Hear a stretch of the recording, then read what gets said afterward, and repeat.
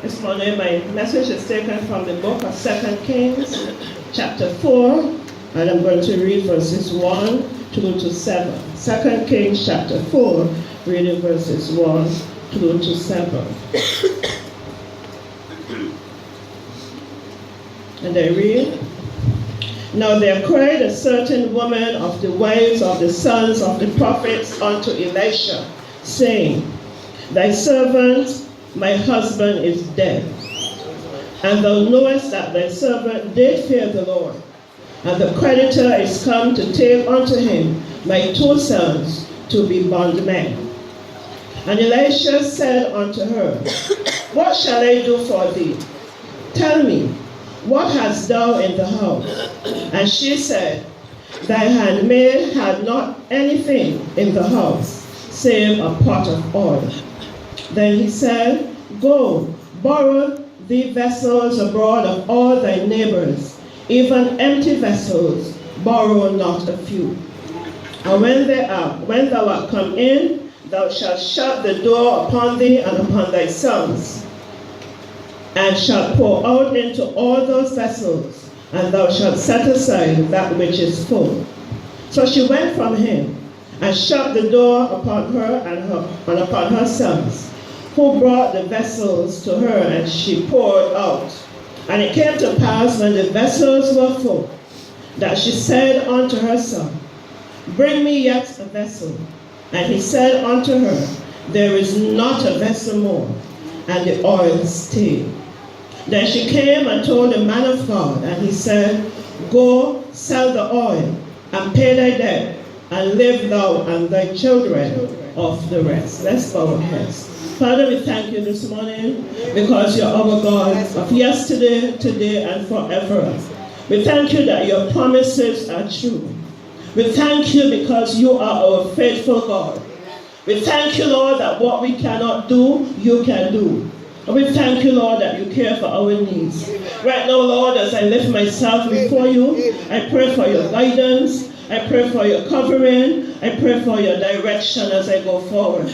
I lift the leaders of this world before you this morning, our Reverend Felton, our Pastor Nurses still worshiping and praising God with us, and all the brothers and sisters in the house of God and our friends. Father, we thank you for this is a day that you have made, and we're going to continue to rejoice and be glad in it. Whatever else is said this morning, you have been given the glory, the honor, in the singing, in the reading of your word, and everything else that we're in the song as well.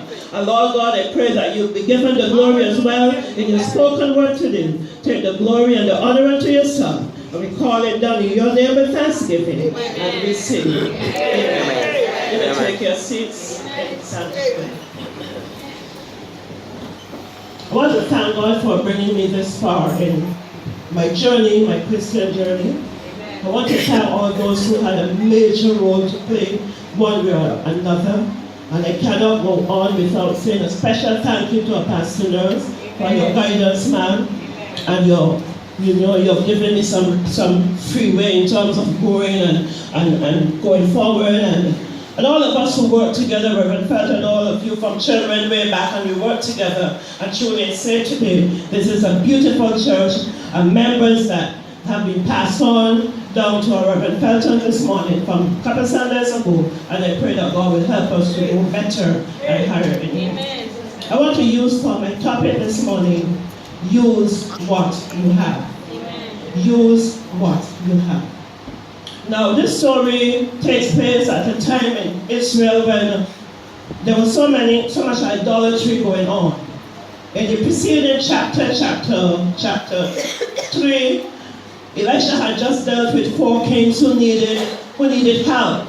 Even though they were kings, even though they were filled with maybe a lot of education perhaps, and a lot of advisors as well, they came to a point where when the enemy rose up against them, and they did not know what to do in themselves, then they sought out the man of God. Elisha had just taken over the mantle from Elijah, and he sought him out, and he directed him as to what to do, just dig ditches. Sometimes if we are not obedient to the man or the woman of God, many times we're going to lose our our victory, because what they say to us may look foolish and stupid and makes no sense whatsoever. But when we are trusting God and when we are seeking His face for His guidance, then He's going to teach us to be obedient to the man and the woman of God. And so, because they were obedient, they got the victory. And this text takes up this morning after that was done. And the chapter begins with, now there was a certain woman. This woman was not given a specific name. But it tells that around the same time when Elisha had just helped the 4 kings to be victorious, it seems to me this now is suggesting to me it's around the same time. Because saints of God, when you are having your issues over in that corner, somebody else is having their issues in the next corner.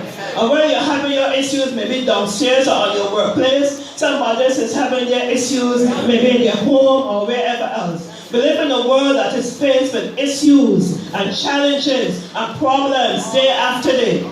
It doesn't matter because we're children of God. As a matter of fact, I will dare to say that we seem to have more issues and challenges to deal with than even the ordinary man on the street. Because our desire is to see what the end looks like. Our desire is to stand up for God and be a testimony. Our desire is to live the way that God wants us to live. And because we have an enemy, He's not going to sit back and allow us to go forward just like that. He's going to put obstacles and challenges in the way. We're going to have ways to live. And somebody tells me those who are good in terms of exercising in the gym, they will tell me that when they lift the weights and when they run and when they go against the pressure and they push against that, it makes them better eventually. And so in our spiritual lives, when we have these pressures and these issues and these situations to deal with, notice the woman here was not a woman of the world. She was not one who dressed up on Friday night and party all night, like some parents do, party all during Kadooman time, and when it's school time now, the second week in September, you get some calls or you get some notices or letters saying, please excuse my son Fabian or whoever the child is, because I didn't get his school books yet or I didn't get the uniform yet, because the money was spent otherwise. This woman was not a woman like that. From what I read in the Bible, she was a woman of God. She had a godly husband. She said to Elisha, thy servant, my husband is dead. Notice how she started. When she spoke to Elisha, she mentioned her husband, she spoke about him as being a servant, which is suggesting to me that he was one of those prophets who was in the school, who went to Bible school, if you want to call it in modern day term, and learned more about God, and followed with Elisha, and was committed to the work that God had called him to do. Saints of God, when we invest in the things of God, when we invest in the work of God, when we invest in the man or the woman of God, it never goes overlooked by God. Somewhere along the way, He opens doors that we never thought would be open. Somewhere along the way, He raised up things that we thought never would be raised up. And when it looks as though our backs are against the wall, He steps in just in time and He gives us the victory that we needed. And so this woman, she was in a desperate situation. We know how women are for the most part. When there is a problem, we find everybody else to tell first. And it's only when it turns sour and bitter that we run to the woman or the man of God, or we go to God ourselves. But the Bible did not say she went to anybody else. It says she went to Elisha and she told him exactly what it was. My husband is dead. He was your servant. And you notice that he was the servant. He did fear the Lord. She was confident in that. Whom she was speaking about was someone who knew the Lord. And the creditor is come to take unto him my 2 sons to be bondmen. If there is nothing else the enemy wants in this century, the young people, if there is nothing else the enemy wants to claim and to grab and to take hold of, are our children, those in the house of the Lord, those in schools, those in our homes, grandchildren, godchildren, nieces, nephews, whoever they are. His desire is to set them as weak, because He knows if He has them, He has a whole generation. And so we are called as mothers of the church, whether it be 40, 30, wherever we are, to look out for these children and cover them under the blood of Jesus. Speak to them in love. Some of them may not like it at times. They push up their faces. Some makes it very easy. And you can tell the ones who makes it easy for you are the ones who usually the parents are talking to them in the same manner, having the same expectations from them. Let me just choose one for this morning. There are a lot more in the house of the Lord. But because I spoke with one of them this morning, and because of his response, and other times before, that I can afford to mention that name. So I want to mention Brother Ramako this morning. Sometimes Brother Ramako may have his space and say to me, but I can say to you, I don't know if you can say the same thing. If I ever have to say something to Brother Ramako, I don't know if he was born on October the 4th, that he's easy to pray with me, I'm not sure. But one of the first things that happens, the tears normally come to his eyes and he listens. I have noticed him not only in church. When I used to do lessons with them, he was one of those that just have to say, Ramako, and he straightens up. Some of the others, you may have a little difficulty, you may have some resistance, you may get the feeling, I don't know why you don't leave me alone. That sort of feeling. But he's one of them that makes it easy. And because of that, I would dare to suggest, but I don't know if, well, maybe his mom, when we talk about his grandmother that I know that doesn't make any sport, I'm certain that she would insist that he goes the right way. Now, so what do we do with some of the others that we would describe as being rude, and hard ears, and womanish, and mannish? What are we going to do about them? What are we going to do about them? Shove someone and push them on side and say all negative things about them? No, we have to speak to them in love. We have to cover them under the blood of Jesus. And even more importantly, like this woman told Elisha that the servant did fear the Lord, and Elisha knows that, the children need to know that too, that we fear the Lord. Because if there are any set of people in this generation that specializes in sniffing out hypocrisy, are children. They know when people care. Even though they push their mouth, they know when people genuinely care. And so this woman had a challenge. Even she had given, I believe, all her time in the house of the Lord with her husband. She might have had to make sacrifices when he had to go about his father's business. But now he's dead and he's gone and she is in debt. Strange this morning when I was walking through the house, my husband had a newspaper shop by the corridor. And I see the front page said something about that. I can't remember the exact words, but there were 2 words on the front page, and one of them said that. And I believe all of us here today have the experience of being in debt. I wouldn't just say that all of us have the experience of what they call the person who comes up, the debt collector coming at your door. But most of us may have the experience of getting a call or a letter telling you you're in this arrears and you have to pay by such and such a time. All of us, for the most part, are people who are in debt. So this family was also in debt, and now that the husband died, then there is nothing more for her to do. So this is what Elisha said to the woman when she came to him. What shall I do for thee? That's question number 1. But before she actually answered the question, he had question number 2 right behind it. Tell me, what hast thou in the house? And her response was, thy handmaid had not anything in the house save a pot of oil. Another translation put it, but a pot of oil. Remember sometime back I did a message of where do you put your butts? If you're positive Christians, and when we go through our trials and our testing, if you ever put the positive first and the but last, the devil has us last.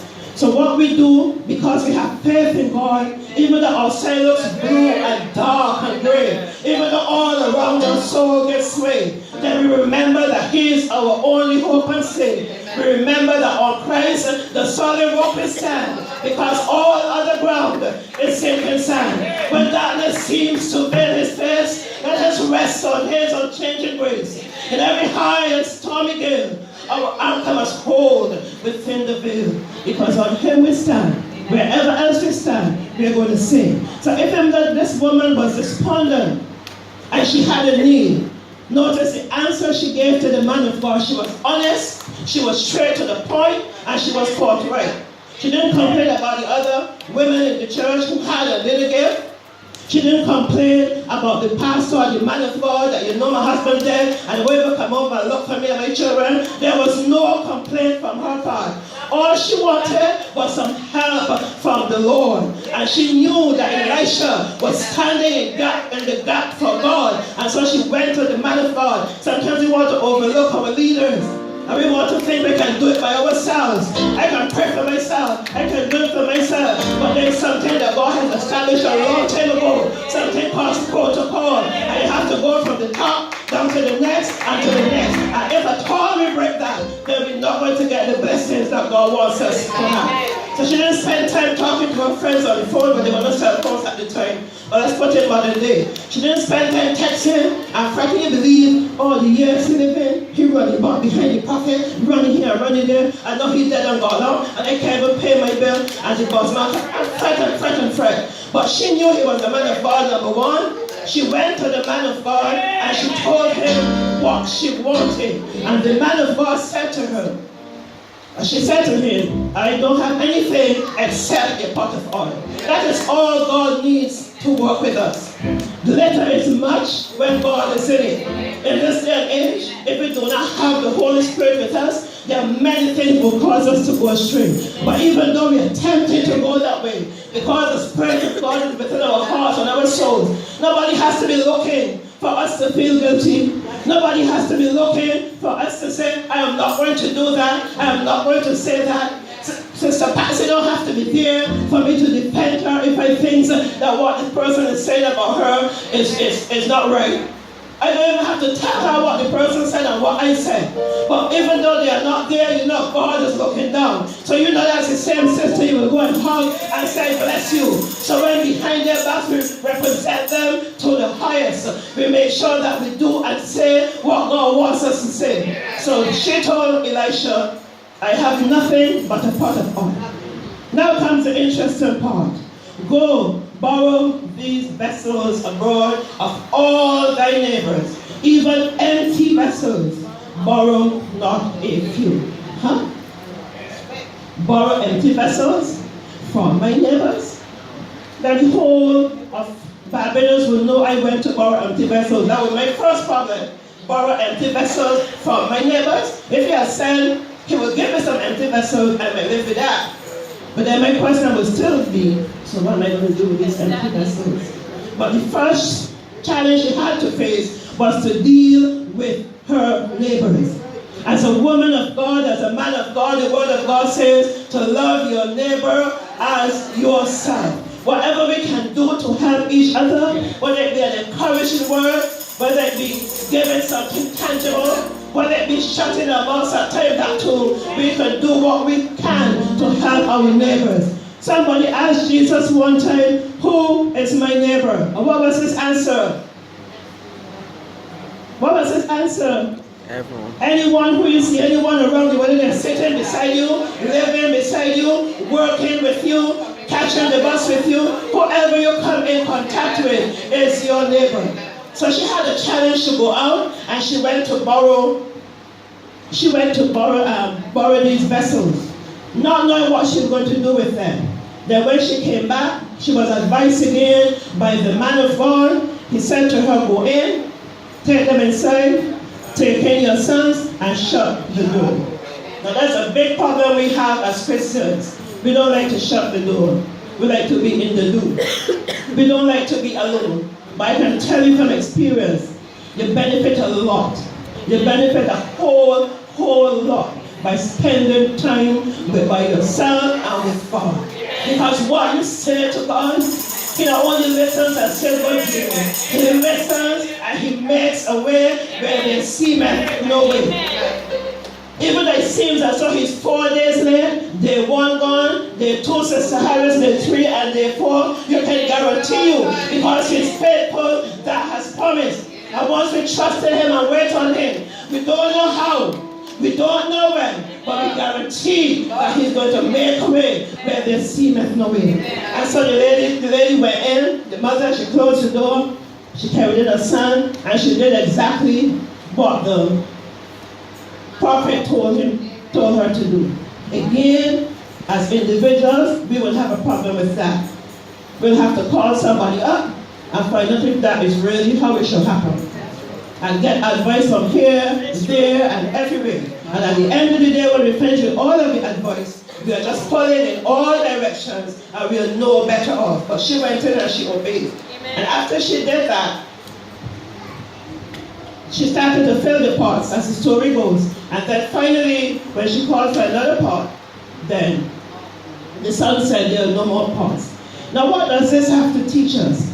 It tells us that whatever we have, or whatever we are willing to give to God, as much as we can give, God uses it for His honor and His glory. The more we give to Him, the more He gives back to us. There's always something for us to work with. One songwriter said, little is much when God is in it. You don't have to compare your pot of oil with somebody's barrel of oil. You don't have to compare your keyboard with somebody's mouth organ. We don't have to compare the big chair on the platform, the big empty chair on the platform there, to another empty chair down there. Comparison among ourselves lands us into trouble.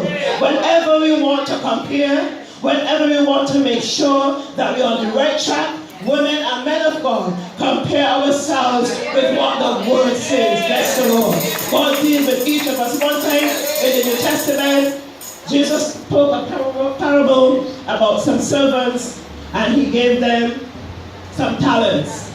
He gave one 5, He gave one 2, and He gave one 1. And we know this story well. The one that got 1 was highly upset, blue vexed. He hid the talent.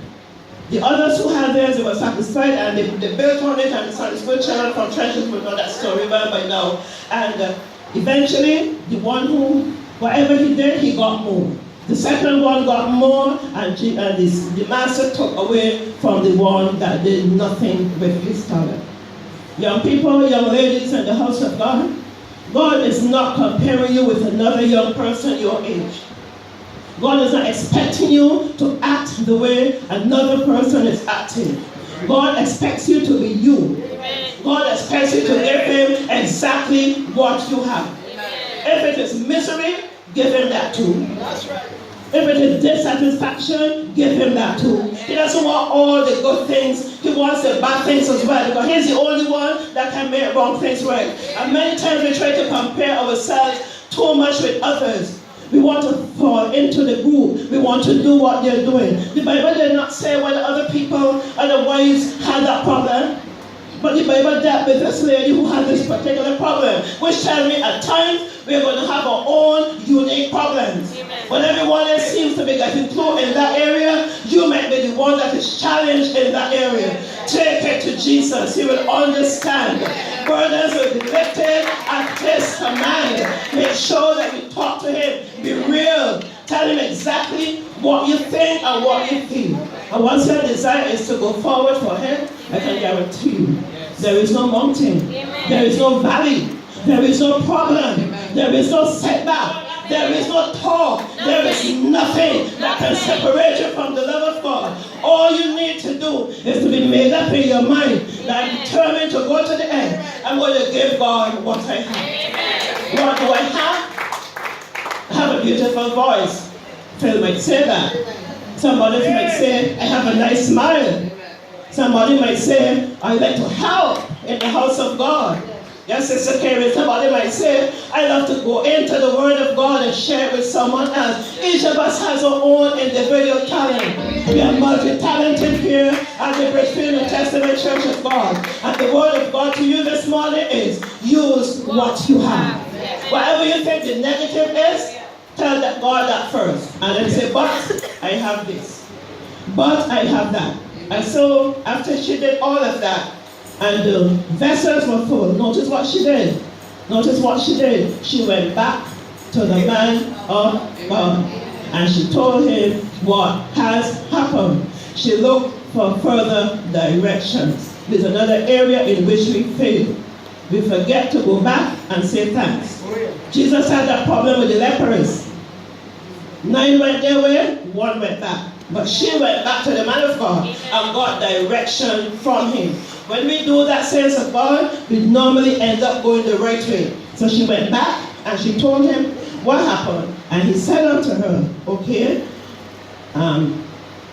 sell the oil, pay your debt, and the rest that remained, live from the rest of it. She became an entrepreneur now. She's doing business. I remember years ago in the old church, Sister Harris, I seem to be calling her name, this is her name. Sister Harris, one of the ladies' ministry president, used to give something out to the ladies, and she used to call it, I think, talent. So she would give her like $20, $5, $10, whatever, each lady. And you were supposed to go and work on it, and then you would come back into the house of God, and you would say, well, I was given $5, I made fish cake, whatever you did, and I gained $500 or $200. Of course, they're dishonest people, but I know if there was someone who didn't bring back theirs at all. That's right. But most time we bring them back, and it was really, really good. And while I was studying this message this week, I said, I wonder if this is an idea that we can adopt at Bridgefield, especially for the people that are not working. I wonder if rather than pushing $20 in their hand or $50 in their hand, I wonder if we give them a little something and say, okay, you go and invest on that. So let's say if you can do hair well, you can plait hair well. So Sister Rochelle might decide she can plait girls' hair nicely. Or Sister Harris must be, I'm not sure who does. But then she can say, come, I'm plaiting here on Sunday evenings. Come and you can pay something to get your hair plaited. Somebody might be good at doing nails, or somebody good at doing whatever else. But then we become like business people, taking the same money that was given to us, investing it in doing certain things even though we are not working, planting a kitchen garden. But it will not end there though. At least when you have made your profit, what do you think should happen from that profit? 10% of it comes back to the house of the Lord. So not only will you be getting a 9% to spend on yourself or your family, but you also invest in the house of the Lord where you're giving 10. That thought came to me when I was preparing this message. So anyway, but this whole lesson for us today is that no matter how close we are to God, women and men too, there are always going to be challenges. And usually, they are usually in the family, in the home.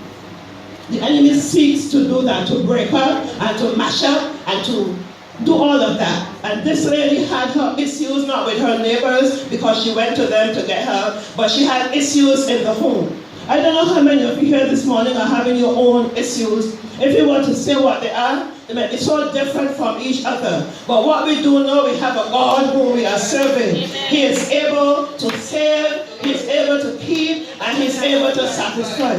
But we need to keep the principles of what was given in this story. Seek out a man of God, somebody whom you know will give you right advice. Shut the door when it's time to shut the door and keep everything else out. And after you have done, be obedient and do what you're told by the woman of God. And I'm certain God is going to help you. There's a little adage that goes, rather than giving a man a fish every day, teach the man to fish. So she became industrious. She was able to look after her family. This morning I may have ladies here in the house of God who may not be having the debtors coming to sell their sons, but the debtors might be coming to take your health. The debtors might be coming to take your peace of mind. The debtors might be coming, the bondmen, the enemy, to take away your joy that passeth all understanding. The debtor may be coming to get after your grandchildren or your husband or your wife or someone in the workplace or close friend you once trusted. The debtor knows how to get in and get at you, especially when you're on fire for God. But I encourage you this morning, and myself as well, that whenever the debtor seems to be coming and seeking to take us as bondmen, as slaves unto the devil, making us foolish, going back on the things of God, can't rejoice, can't praise God, can't work in the house of the Lord, have too many things to deal with, trying to put all of that in order first. Sometimes we might find time once or twice a month to enter the house of God. We need to do better than that. We need to go past the challenges that we face as women, especially as we get to this age, the 50s and the 60s and onward. The menopausal states, the eye problem, the ear problem, the back problem, the pressure problem, the diabetes problem, the problem after problem after problem. But we have come too far by faith to turn that now. have done it too long to turn back now. We are so near to heavenly home, Sister Brenda. We are going to come, and we are not going to give up. So whatever the problem is, seek out the people of God. Let them put their hands around you and comfort you and give you godly advice. Seek the face of God. Run into the house of God as often as you can make it. Put aside the other things that we think are priority. Because those same things that we see as priority, the job, the husband, the children, the education, and they go down the road, the house, and everything else, and the bad attitude too, all of that, there comes a point in your time, like this woman, nothing else more will matter than knowing that you have a man of God or a woman of God to run into. Because when the child begins to fail, when life begins to hit you the blows that you did not expect, then you realize that everything else is not without Jesus on our side. One songwriter puts it this way: He giveth more grace when the burdens grow greater. He sent them more strength when the labors increase. To added afflictions, He added His mercy, and to multiply triumph, He multiplies peace. When we have exhausted our store of endurance, when our strength has failed, and the day is half done, when we reach the end of our holy resources, our Father's forgiving is only begun. Amen. His love has no limits. His grace has no measure. His power no boundary known unto men. For out of God's infinite riches in Jesus, He giveth, and He giveth, and He giveth, and He giveth again. And the testimony to that this morning. He giveth, and He giveth, and He giveth again. Not because I was worthy, not because I was a sin, but because I trusted Him. Because I got to the place where I know that I can't make it on my own. I can't make it on my own decisions. I can't make it by my own choices. I can't make it by the little education I have. I can't make it by having a job. Because someday, by the Harris, we know the job will come to an end. There'll be no more workplace to go to. So if that was my excuse, what would be my excuse then? And trust me, the enemy has them. If you don't know where they are, the enemy has a lot of them for us. So after the job and the retirement, it's going to be the knee and the back and the head and the pressure and the diabetes and the old grandchildren and all. Trust me, if you want excuses not to work for God and honor God, you don't have any poverty there. The enemy has enough to give you. But once you make up in your mind, Sister Rochelle, that I am going to go the way that God wants me to go. I'm going to walk the Lonesome Valley. If I'm going to walk it by myself, come trials, come testing, come pain, come disappointment, Sister Susan, come setback. I didn't have it planned that way, you may say. I thought it would turn out this way. I thought this is what should happen. I thought I would be there, but now I'm here. Lord, I place it in your hands. The enemy is coming for me to make me his bondman and his slave. He's coming for my children. He's coming for my sisters and my brothers. But Lord, I need your help. I need you to intervene. I cover them under the blood of Jesus. Whatever they can have, I'm going to use it for the honor and the glory of God. I'm going to use it, Sister Brenda, to help save a son. I'm going to use it to help save a sister, a young married woman, a young man, a young boy, a young girl. Whatever letter you have, make up in your mind to use it. And don't sit back and let the enemy claim any of us in the house of God. That's what the enemy wants, to take us and make us forget, to drag us out and make us face shame. But there are too many of us in here who are covered under the blood of Jesus. Too many of us in here who are filled with the Holy Spirit. Too many of us in here who know what God can do. And I prepare the enemy today to blame any one of you. Young girls in school. Young girls in school, we are trusting God, and we are hoping and we are praying, because you see this thing with being a Christian. Went to a conference yesterday. This thing of being a Christian, I come to church and clap and dance and get sweaty. The enemy ain't care anything about that. He does not care one thing about how high we jump. Somebody had a station like that sometime back. How much we skip, how much we preach, how much ministers we are. The enemy does not care one thing about that. All he cares about is our soul. And once he knows how to get that, we could become minister, that's fine, he doesn't mind. We could jump and skip on the platform, Sister Brenda, jump through the window. The enemy doesn't mind. All he minds is that he has our soul and our spirit and our integrity. And once he has that, he is good to go. So let us make sure that we hold on to our integrity. Let us make sure that the spirit and the soul are right with God. Let us make sure that we are determined to hold on to the end. Let us make sure that the government does not come in and claim the debt that we owe them. The only debt we should owe spiritually is the precious blood of Jesus, which he gave freely for all of us on the cross of Calvary. This morning, sometimes we say Jehovah Jireh is my provider. He is more than enough. More than enough. In natural, there might be some of you here who have the debt collector calling you, or you don't know how to pay the next bill, or you don't know what you're going to do for Christmas, or you don't know how you're going to pay whatever else. But this morning I'm encouraging you to trust the Lord. Take it to the Lord in prayer.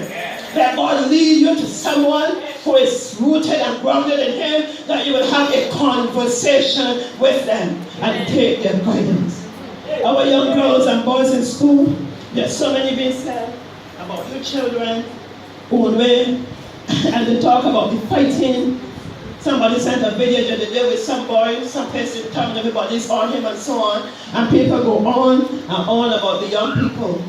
But can I tell you, that probably we need to place more focus on the adults and their older behavior, and they're fighting too, and they're carrying on in the workplace.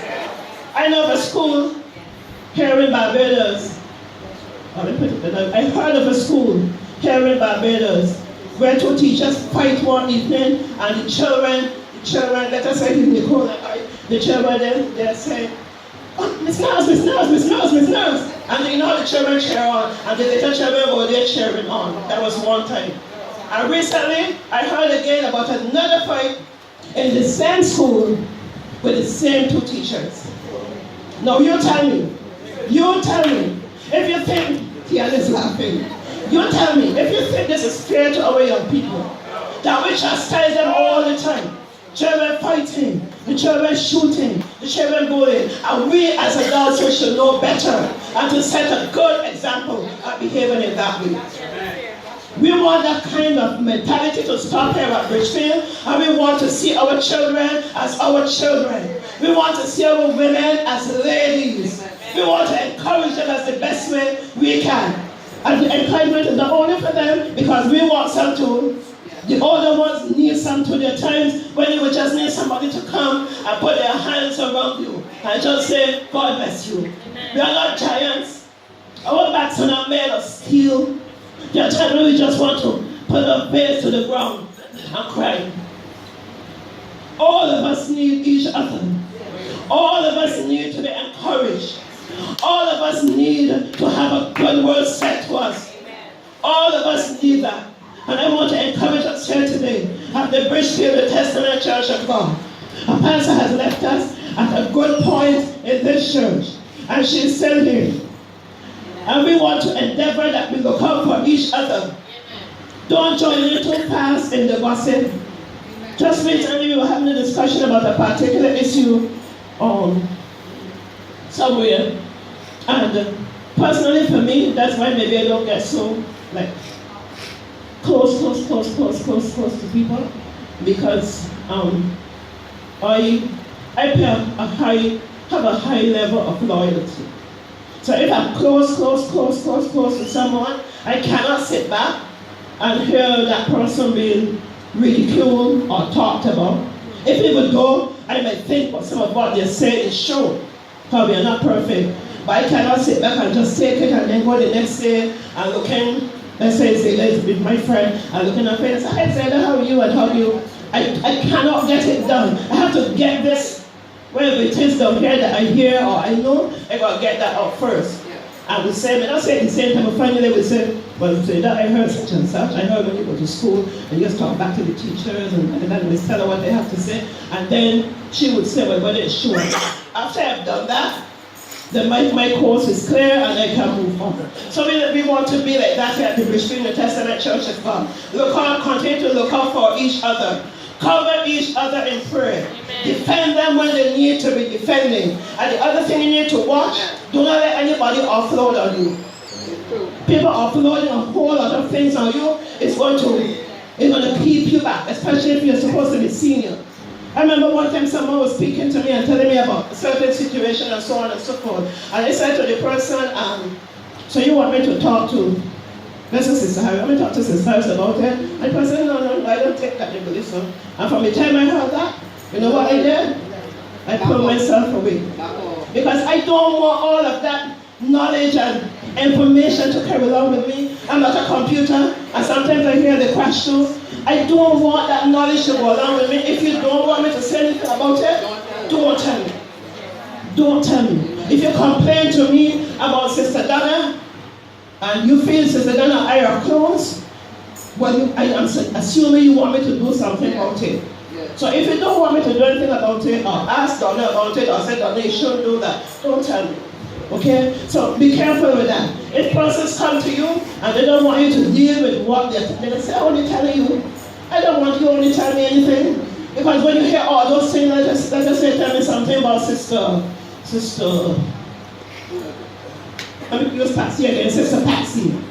I hear by the time Patsy come here to do something, but I'm not an angel, the first thing that comes to my mind is all they hear about Patsy. And Patsy will be saying, raise the hand and praise the Lord. But my Sister Thomas will still be wondering, she would love to go into service and praise the Lord. So I don't want to hear if you don't want me to do anything about it.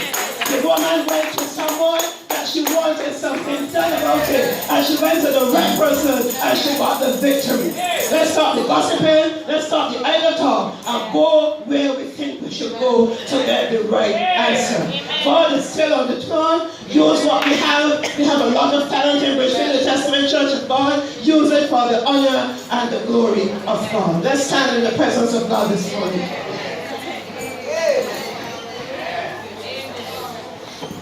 As Christians, when we look at the Hollywood pictures, it will always look as though everything for them is okay, but that's just a movie, okay? But as a Christian, we're not going to have it easy on this earth. We are always going to need each other, and we are going to need help. If there's anyone here this morning